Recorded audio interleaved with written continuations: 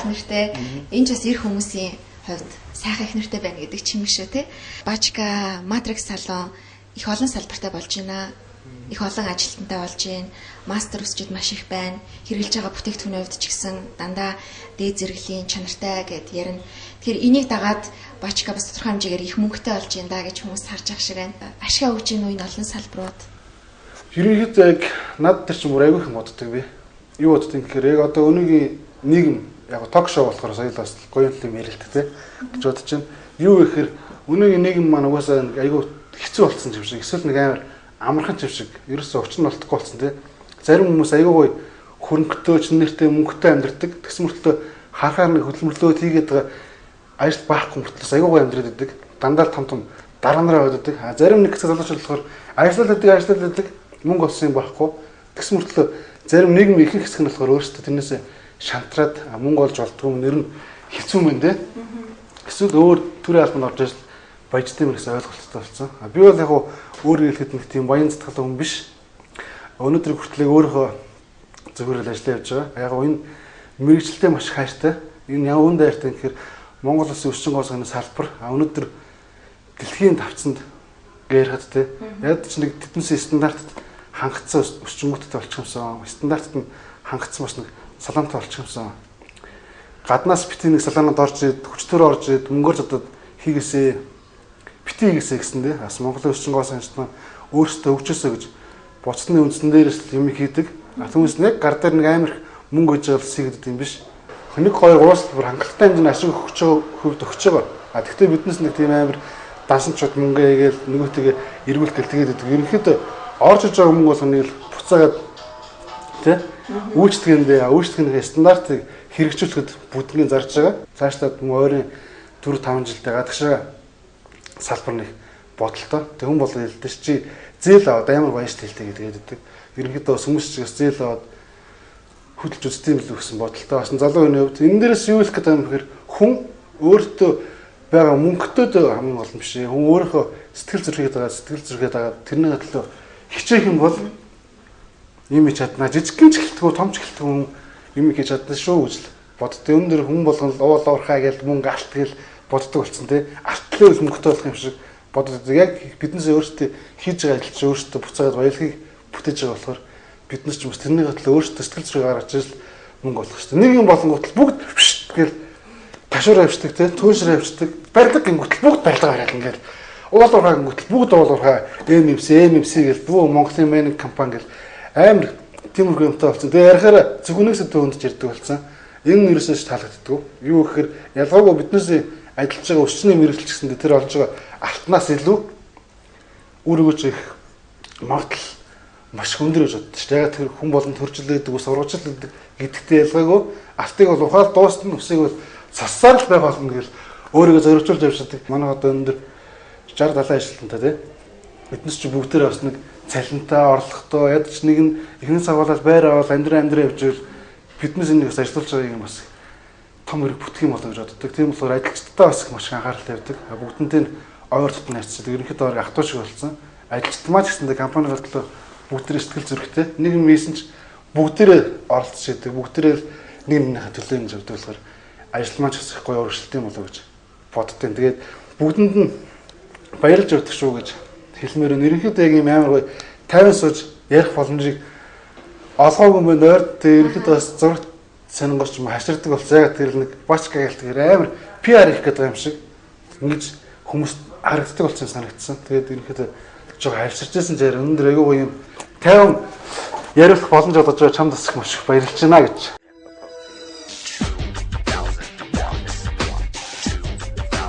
Олон уралдаан тэмцээнд шүүгчээр ажилласан.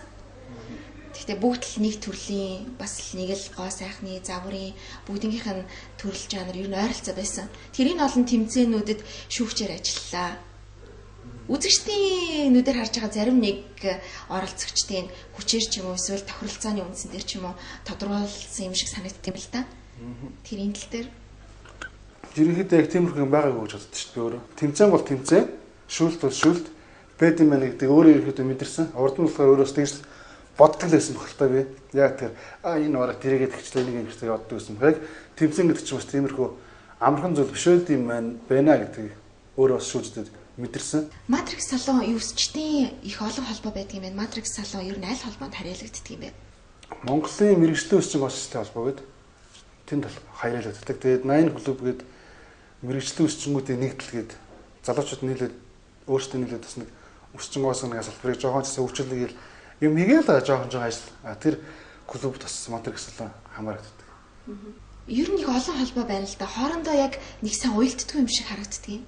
Ерөнхийдөө яг тэр тал руу бол яваад байгаа санагдчих. Надаас яг тэр нэг холбоог нөгөө холбоонд дээр очингууд энэ хоёр тэр холбооны гишүүнгээл умгаар харагдчихад ч юм уу. Эсвэл энэ холбоог тоохгүй нэгэл нэг жоох юмдаа оролцохгүй хичээд ч юм уу. Яг нөгөө хүмүүс ярьдیں۔ Бачка чи ингээд гоё дэлхийн орнд эзэнд явал та гэдэг дөхөхгүй юу? Би тэг хэлчихсэн. Биний үсэнд бүр албаар хэлчихсэн. Үгүй би болоогүй штэ гэсэн. Би ч хүүхдээр явах штэ, жоох хүүхд штэ. Ноогоо заавал дэлхийн орнд эзэнд явах гэдэг юм би. Өнөөдөр би дэлхийн орнд эзэнд явах нь чухал юм уу? Эсвэл урд ажлаа амар гоё чухал хийх нь чухал юм уу те? Сайн авч явах нь чухал юм. Өнөөдөр би энэ ажлыг авчиад манай ажил амар гоё ийм хөвчөө цэцэглээ дэвчих нь бол би гэлтгүүн навтлал явах зөндөө хүмүүс энэ манаас л чадварлаг өсчин зөндөө байгаа. Тэ? Биднээс өөрсдөө нэгдүгээрт нь жоохон мөнгөтэй байж байгаад язд дэлхийн тэмцээнд очиод өөрсдөө ч арай нэг жоохон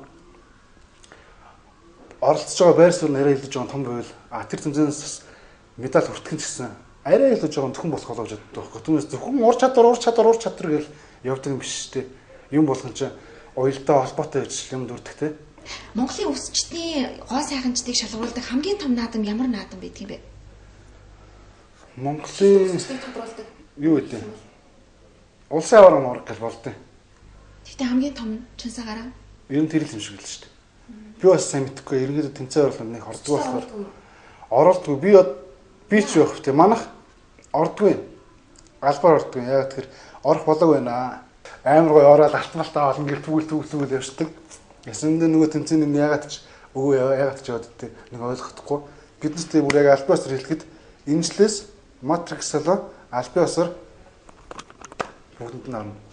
Энэ жил ерөнхийдөө яг загварынхны хамгийн том наадам бас гоёл байдаг. Гоёл наадам.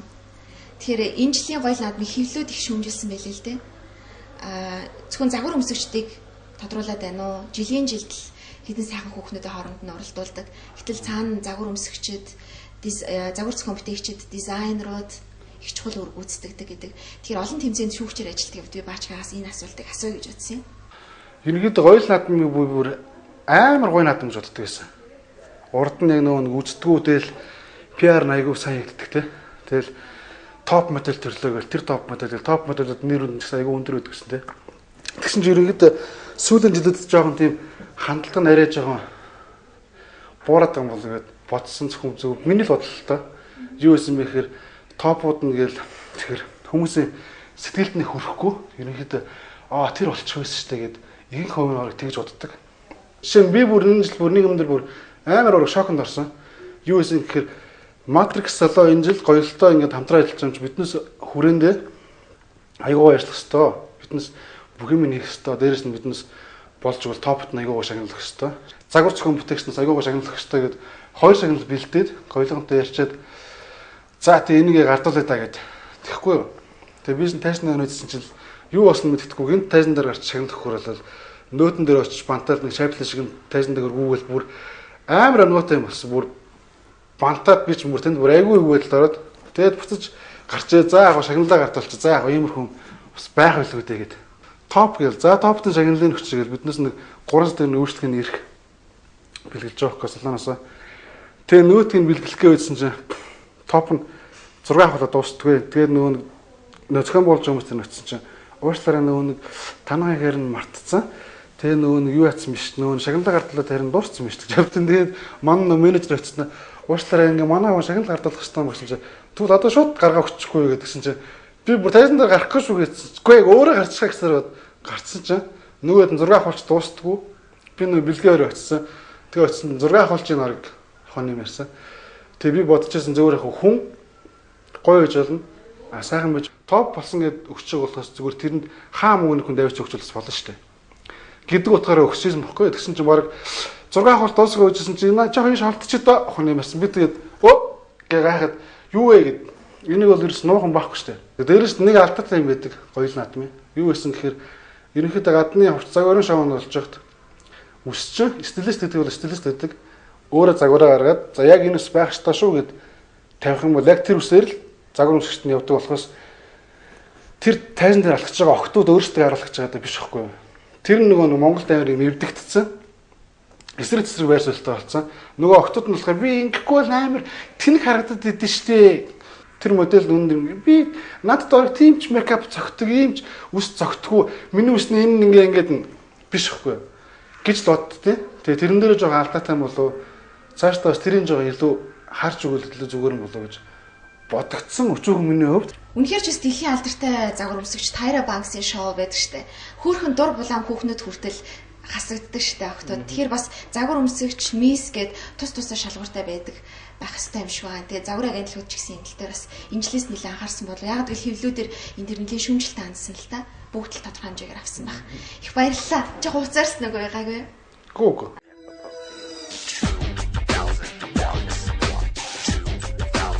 Жижиг ус урт ус гэхгүй ер нь нийтлэг тайралтууд ямар тайралтууд байна? Ерөнхийдөө нийтлэг тайралтууд гэхээр шаталцсан. Одоо яг тийм болсон. Амар амархан болчихсон шүү дээ. Үсцэлт.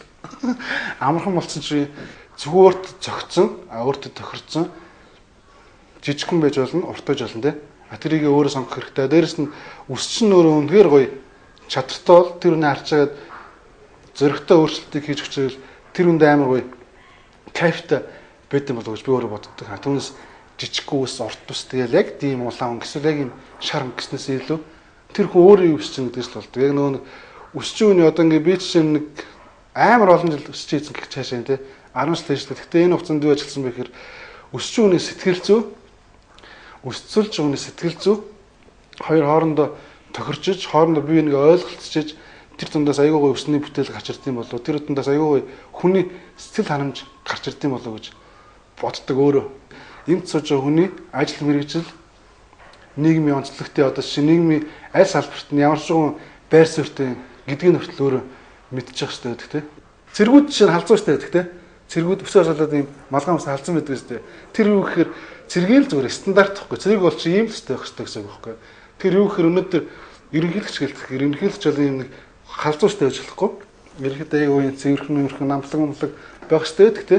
Энэ нь юу л одоо гэхээр ерөнхийдөө дарга нар бол ерөнхийдөө иймэрхүү өстэй байх хэрэгтэй. Дарга нар бол өсний стил имижийг эвдэж болохгүй.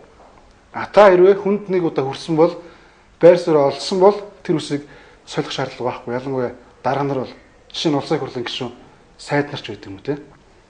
Баачка бол өнөөдөр өсчүүн өсөөд сольж болно.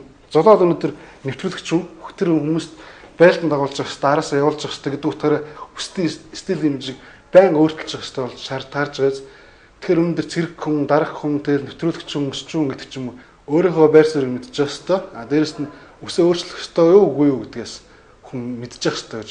Амар амархан, амар энгийн тэгэл болгохгүй. Баярлалаа. Богино хугацаанд ч гэсэн их гой зүйлийн талаар ярьлаа. Гэтэ би Баачкатай ийм асуудлаар ер нь их ярьж байгаагүй. Нэвтрүүлэг маань ч гэсэн дандаа мэдээлэл сайхан зүйлүүдийг хүргээл, клип хүргээл, энэ хамтлаг дуучид ингэсэн байна, гэсэн байна. Өнөөдрөөс эхлээд Umbrella бас тодорхой хэмжээгээр зарим нэг асуудлыг хүндэх цагт болсон гэж бодож байгаа. Тийм учраас бид Umbrella-гийн шоу нэвтрүүлгийг энэ дугаараас эхлээд хүргэж байгаа. Их баярлалаа. Ярих боломжийг олгосон. Тэгээ айгүй гоё тийм энгийн ярьцлага өрнүүлсэн чамд маш баярлалаа.